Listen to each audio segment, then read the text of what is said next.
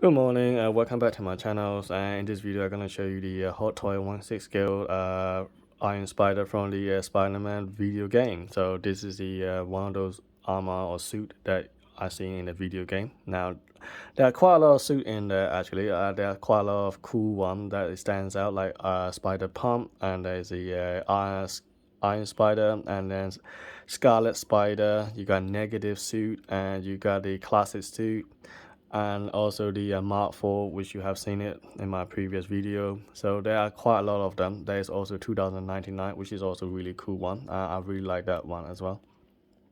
Now, I decided to get this one compared to the rest because of the way it looks and it stands out on the shelf really well, because the color is really vibrant and it has a lot of glossy and gold part, and so I decided to get this one instead. It's really amazing the way it all works with the rubber and different color of rubbers and texture and plastic piece and silver and gold and all these things together. The paint job is amazing. If I pause it here, you can see that the color of the or the spider logo is amazing here, and this is really awesome. Now all the plastic and rubber, and they all go really well. You can see that they got glossy plastic here, nice rubber suit with the different colors as well. As you can imagine, this is the plastic figures, and so it's not gonna be good as the Sentinel in terms of articulation wise, and you're gonna have loads of restriction and limitations and so on and so forth. So for example, you see the neck, I cannot bend it down, and the neck is actually fixed. The only way that I can do is just move the head around a little bit. It's all on the ball joints, and you can turn left and right, and you can go up and down a little bit. That's pretty much it. You cannot do anything on the neck. The neck is completely stiff. It's just solid here. It doesn't move. Okay, so that's the problem with the first one. Now the second one is the you got the waist part. This waist part is you got rubber for this piece, and the rest is all plastic, which is fine. But when you crouch it down, and you can see it can't crinkle, and then this thing will poke into this rubber suit, and this is a problem. That's another thing, and you got to be very careful with this little thing, and you cannot keep it there for a long time in your pose. That's the number two. Number three is, I would say, this glove. Now the glove looks awesome, I love it, but the problem with the hand, you cannot keep this web shooter hands pose in here, and the web pieces is in here, and then this one has this corner, so you cannot make the hand to go up like this, right?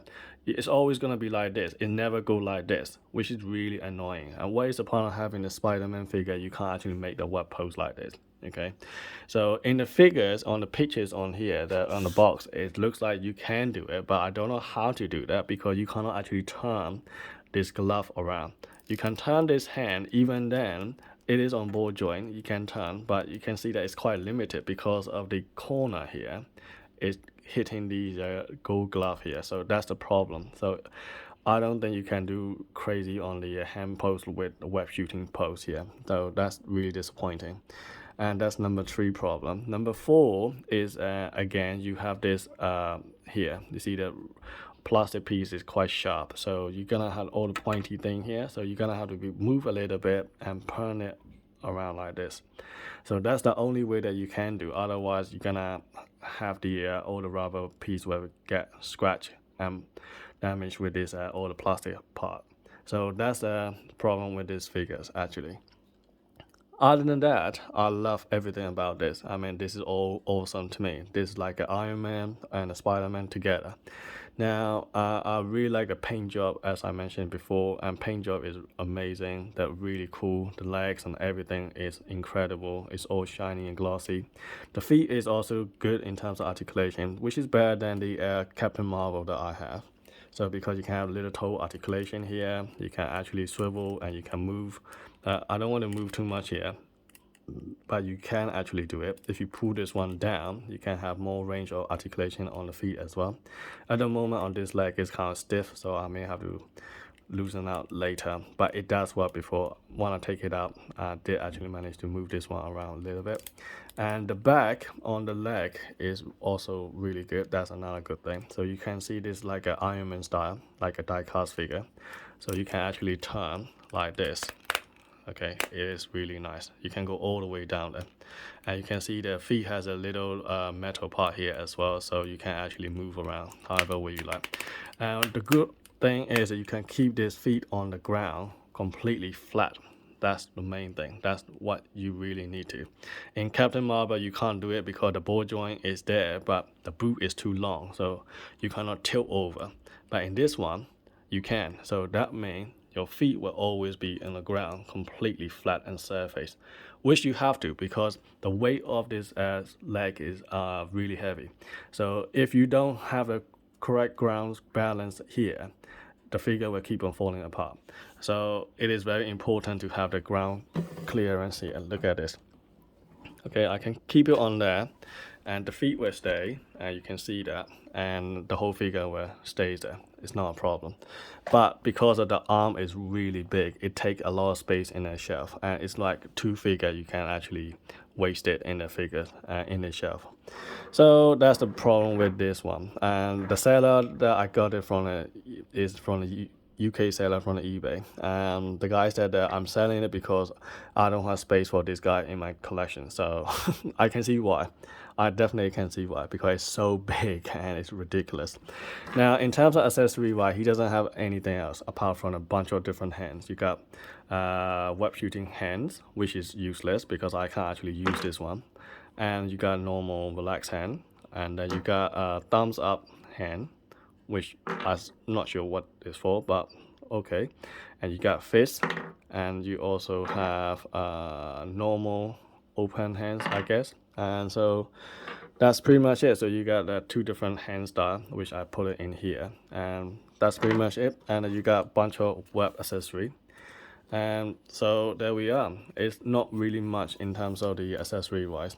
The only accessory is there you got this giant arm and you got one short. So it is a little bit pricey for what I am getting here compared to my Mark IV. Mark IV has an UV light effects, and you got a UV light stance and also the little spider drone as well, which is a bit more than this guy. But then again, obviously Mark IV has this, his own thing. That the UV light stand is really made of cheap plastic and foam, so that's the problem. But yeah, otherwise I would say it's fine.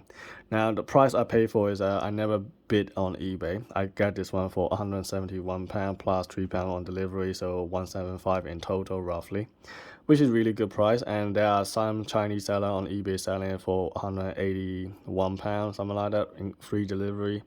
But then again, you're gonna be risking your custom because the price limit is 135, and so 180 is definitely over the limit. So you're gonna have to end up paying the tax. But however, Chinese sellers are helping you out to lie on the delivery cost to £15. That's what some of the guys said to me. So I don't know. I mean, I feel a bit risky. So because try to imagine that they market for £15 for such a big box and a heavy, and it's only £15. Who will believe that, right? So the customer might open it and they might check it, and at the end you might end up paying 20% VAT plus the other bits and pieces to the DHL and other things. So it will cost more than what you get in from the UK. So go with your at your own risk, I would say. In the UK, you can get this one from Big Chief Studio, and they're selling it right now on the summer sale for £220. So you can see it's about £40 difference between Chinese sellers and UK seller. But then if you add all the VAT and other bits and pieces, £180 from the Chinese seller could be a lot more than the one from Big Chief. So I would say not worth the risk. If you can get it only £40 different, get it from the UK. The only reason I get this one from the eBay is because the seller is a UK based as well. So he's doing the bidding, so I did that. So that's why I get it from there. Otherwise, I would definitely go from the Big Chief Studio. Yeah, so thanks for watching and see you in the next video. Cheers.